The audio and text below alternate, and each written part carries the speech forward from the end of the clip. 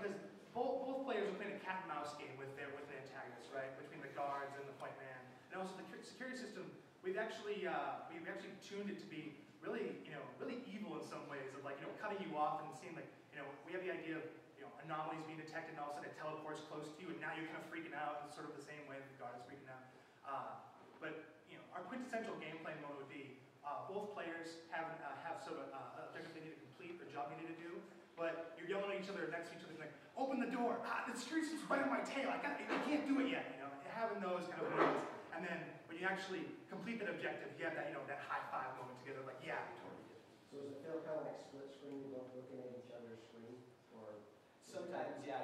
Sometimes you can't help it. Like, what is he doing and taking so long, right? So yeah. Is there a reason why you went with an abstract representation for the hacker, as opposed to wiring within a schematic on a? Do you mean like why it's not everything's not typed in, or why it's more? No, visually. When I look at the stealth mode, okay, I see these rooms and I see that, but I look at the hacker thing, they don't seem to correlate to me. I'm not getting it, okay? Oh. Actually, I have the exact same thought. I think it was just really hard to see. There was a schematic. Oh, Since I was this yeah, close, sorry. you could, it was, and that's probably visual on your side. You couldn't see the doors. There were hallways and doors. Yeah. There was a schematic, very faint. It is actually, it goes down right onto the view of the That building that we're playing in, and it has the doors and walls. Yeah, because I was completely confused as to what you were Yeah. doing and how it was relating to what you were doing. And I think that needs to be strengthened if you're sure that it's successful. Yeah, I didn't notice that till the end. Absolutely, that's great feedback. Yeah, that's I had a similar concerns about the disconnect between the two worlds, and it just brought to my mind, why is the point man in 3D anyway? Why not just put it in top-down in a realistic looking environment, but a top-down game, so that those two maps literally correlate and are just as exciting, but easier to develop. So we took a lot of inspiration from MI3, right? So we had the hacker in the van, but then you have the thief that's in the world doing the job. And in MI3 where he's like, open that door, and he's like, no, I won't, yes I will, and they finally does. So we wanted that more realistic little kind of like being able to sneak and hide. And I think that's some of the fun parts of, like I was saying, with the thief, of the point man side, is being able to sneak around and hide from his guards. But that does make sense of being able to see the two worlds. Or at least have a map on the point man. Yeah, a little mini map. They opened up as they're exploring.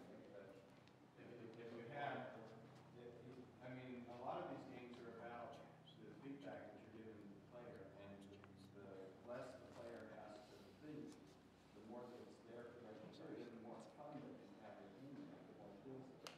That's something I play test. I like that. I'm sorry, Have you played Upland? Yeah. Go play it.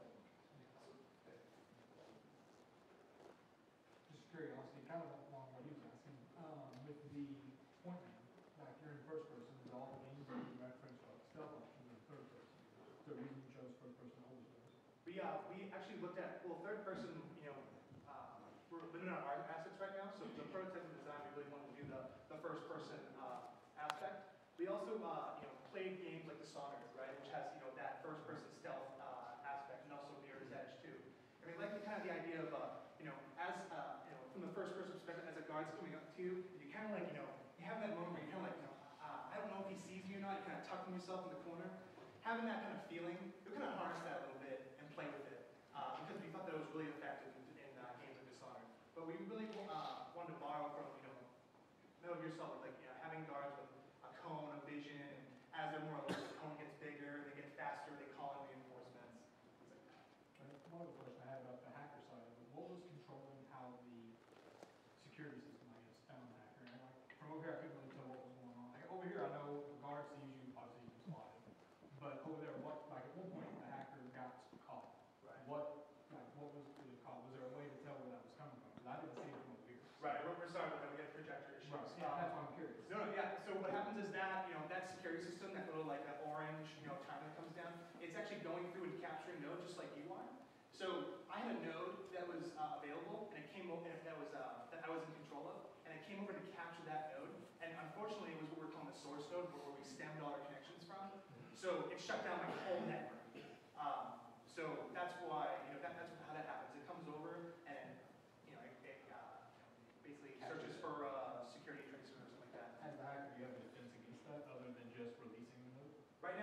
releasing nodes. We do have, some things in the backlog of how we can change that for them online.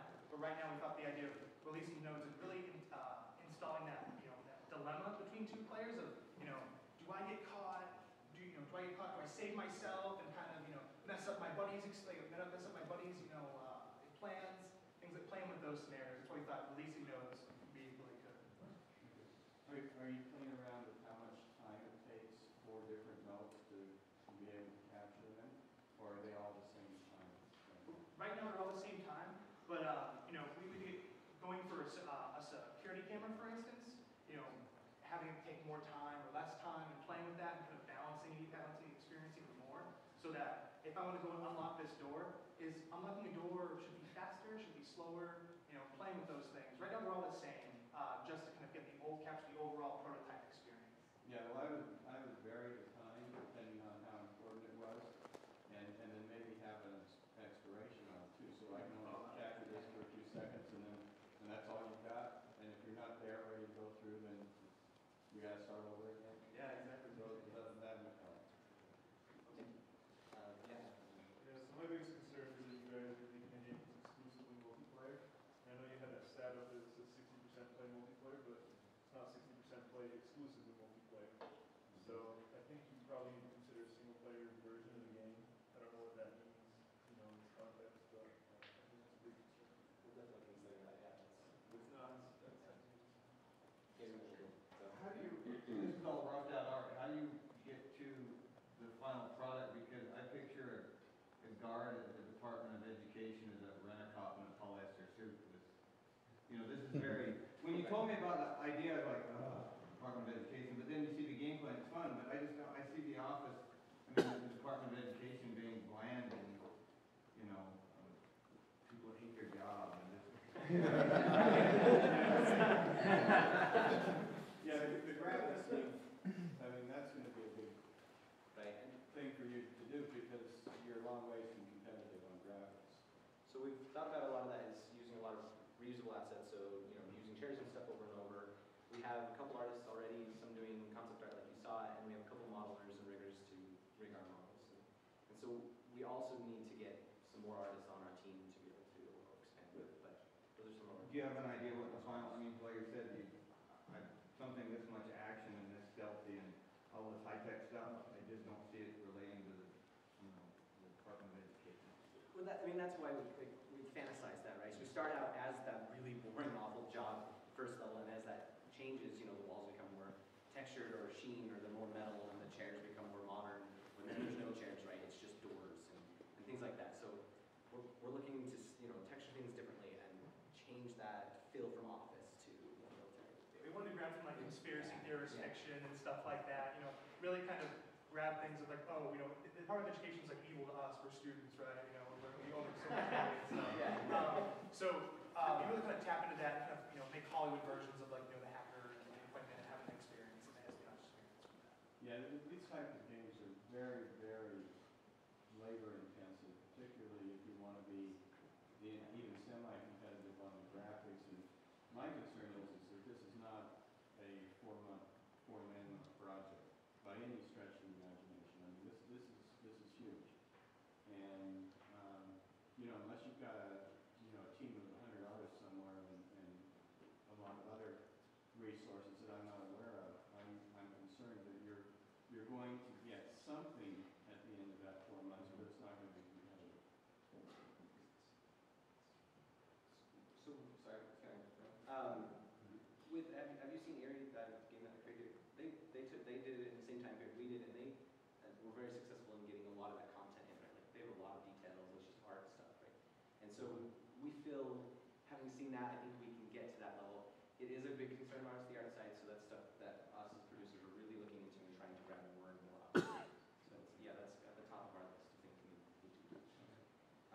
Let's stay there and then we'll hear. He's raised his hand forever. I was wondering if you could elaborate more on the objectives of the point man. Is it always just getting to one spot, or is there more in-depth stuff that occurs later on? So right now we have just the Doom key card method, right? So to get into this certain area, we need 2 key cards and open up go to these locations. Later on, we're hoping to actually have VIP guys where they, you need this guy to go through this door. And once he does, you have that window of opportunity to go in there with him or something like that.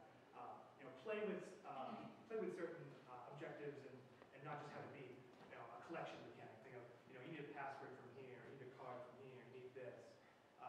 We have some plans online for how we can really kind of make it more fun and have more